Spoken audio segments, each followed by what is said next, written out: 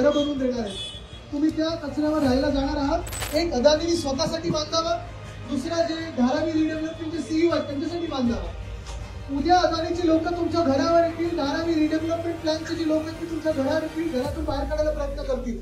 तुम्ही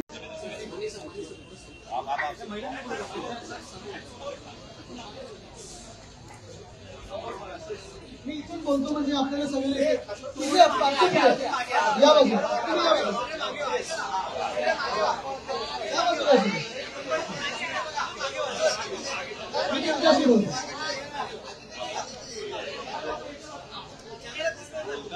माझ्या हातात तुम्ही सगळ्यांनी निवेदन दिलेलं आहे। आपण सगळे धारावीकर आहात ना? किती वर्ष राहतात धारावीमध्ये? 170 वर्ष झाले। 170 वर्ष तुमचा समाज बरोबर आहे, पण तुम्हाला अदानीने पात्र केलंय का नाही केलं? कारण त्यांना वाटतंय की तुम्ही तिथे आत्ता राहायला आले, बरोबर आहे। आणि जर अपात्र केलं, तुम्हाला पात्र नाही केलं, अपात्र केलं, तर अदानी पाठवणार कुठे तुम्हाला? देवना डम्पिंग ग्राउंड ऐकलं? तिथे पहिलं घरं बनवणार, तिथे आपल्या सगळ्या मुंबईचा कचरा जातो, तिथे तुम्हाला घरं बनवून देणार आहे। तुम्ही त्या कचऱ्यावर राहायला जाणार आहात? राहायला तयार आहात? कारण हे आम्ही पहिल्यापासून बोलत आहे। ठीक आहे, तुम्ही विश्वास ठेवला अदानीवर, जसं आपण विकासाकडे ठेवतो, आणि सर्वे होऊ दिला, बरोबर आहे। सर्वे झाल्यानंतर जवळपास 80% लोक म्हणजे तुम्हीच सगळे, तुम्हाला त्यांनी अपात्र ठरवलं। म्हणजे तुमची जी जागा आहे वर्षानुवर्ष जे तिथे तुम्ही राहत आलेला, वर्षानुवर्ष जे तुम्ही राहत आला, तुम्ही मुंबईत कामं केली, तुम्ही मुंबईत तुमचं आयुष्य घालवलं, आणि आता एका रात्रीत अदानी समूह येणार, धारावीचा पुनर्विकास होणार, धारावीचा पुनर्विकास होणार। जे उद्धव साहेबांना पाहिजे, जे मला पाहिजे ते आहे की पुनर्विकास म्हणजे तुम्हाला तुमची घरं पहिली मिळाली पाहिजे, मग धारावीचा विकास झाला पाहिजे, मग अदानीचा विकास झाला पाहिजे। तुमचा विकास पहिला, धारावीचा विकास पाहिजे। पण आज काय होतंय की साधारणपणे आपण पाहतोय 1 जानेवारी 2000 सालापर्यंत जे असतील ते पात्र, त्याच्यानंतर सगळे अपात्र, त्यांना घरं घ्यायला लागणार, विकत घ्यायला लागणार। तुम्हाला स्लंप इकडून उचलून तुम्हाला घर देण्याची ऐवजी पाठवणार कचऱ्याच्या डम्पिंग ग्राउंडवर। कोणालाही आपल्याला डम्पिंग ग्राउंडवर जायचं नाही।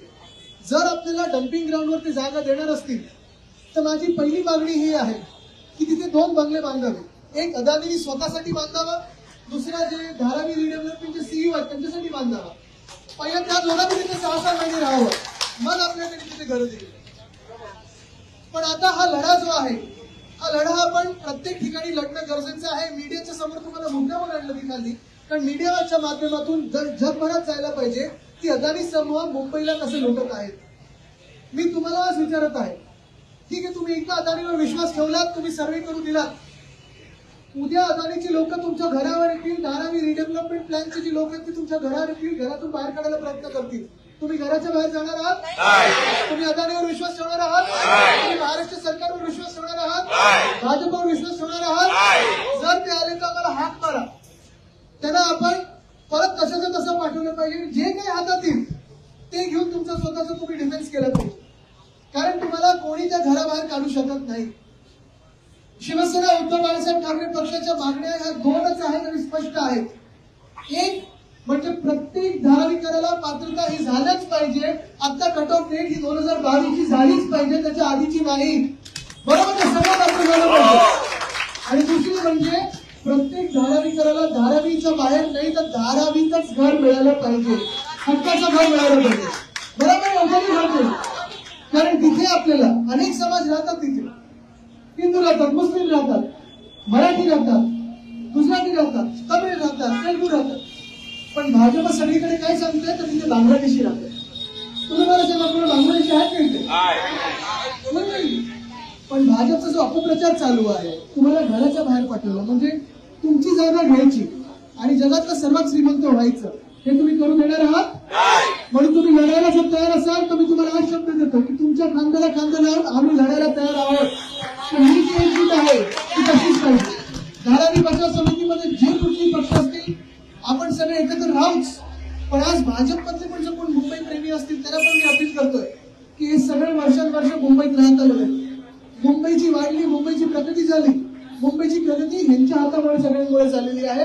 ह्यांना घराबाहेर काढायचा विचार केला तर याद राखा, पहिलं लढायला येऊ ते आम्ही सगळे येऊ, मग आमच्याकडे तुम्हाला पुढे जायला लागेल. तयार आहात? धारावीसाठी लढायला तयार आहात? शेतीसाठी तयार आहात? पेन्शनसाठी तयार आहात? ठीक आहे, मी आत्ता इथेच थांबतो, पण ही लढाई थांबणार नाही. मी तुमच्या सोबत आहे, उद्धवसाहेब तुमच्या सोबत आहेत आणि मुंबईसाठी, महाराष्ट्रासाठी, धारावीसाठी आपण एकत्रच राहायला पाहिजे. धन्यवाद. जय हिंद, जय महाराष्ट्र.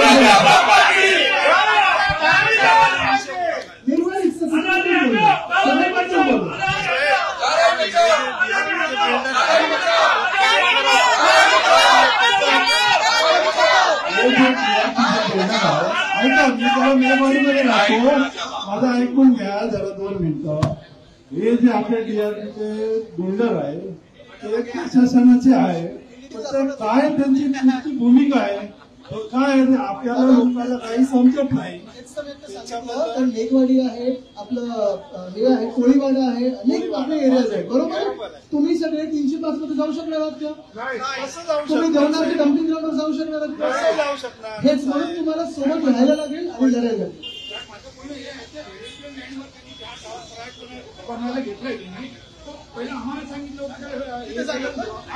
तिथे तुम्हाला लढा पहिले सांगितलं होतं. आता नेते आता पहिली गोष्ट म्हणजे निगवाडी आहे, तसंच आपलं अनेक वाड्या आहेत, अनेक वस्त्या आहेत. रेल्वेची जागा तर ह्याच्यासाठी दिली होती की तुम्हाला सांगून द्यायची, इंग्लिश म्हणून द्यायची. आता डम्पिंगवर देते, तुम्ही जायला तयार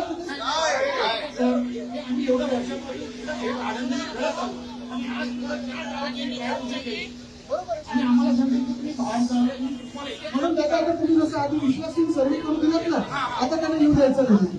आरेला काय करायचं, टायरची हवा काढायची, मग कमी काय करतो.